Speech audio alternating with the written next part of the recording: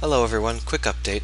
A lot of my games have planets that have weather systems, but there's really no good library for showing clouds in the way I need to show them. There are some good libraries if all you need to do is give the impression of clouds, but what I need something where you can zoom in and land, and as you pass through the clouds you get wet, and there's rain and snow and whatever else.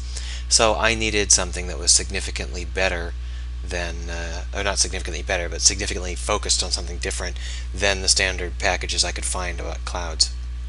So I built this one, and it works exactly the same as we build the terrain.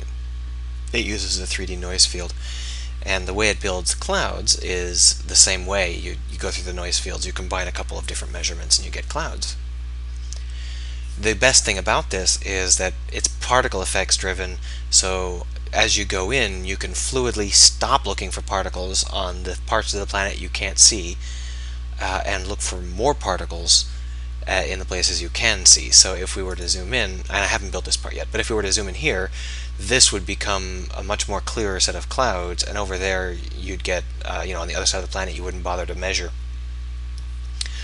which would increase your frame rate considerably. Now this is definitely a first pass, and in fact the seemingly low frame rate that you're seeing is actually me trying to do an asynchronous update system, and not quite succeeding. So that low frame rate is not because the machine is taxed. That low frame rate is because I set the frame rate to be 8 on purpose to try and get this asynchronicity stuff working, and it didn't work out yet. But the point is the same. Because this is something which is set in terms of, it's something that's, while it's random, it's powered by a seed. So you can always get the same values if you ask it with the same seed and the same time offset. So if you and a friend both came to the same planet and you landed at the same time, you would see the exact same weather.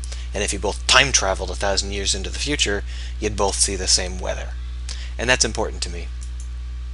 Now, right now it doesn't actually simulate weather, it's just creating cloud cover that can be used to create weather. There's no such thing as a hurricane or anything like that. I don't really plan to do any of that stuff, just because it doesn't add enough to the game to be worth it. All I need is for the basics. I need to look like clouds and form weather. I don't need it to be accurate. Anyhow, it sounds like there's shouting starting, so I guess that's it.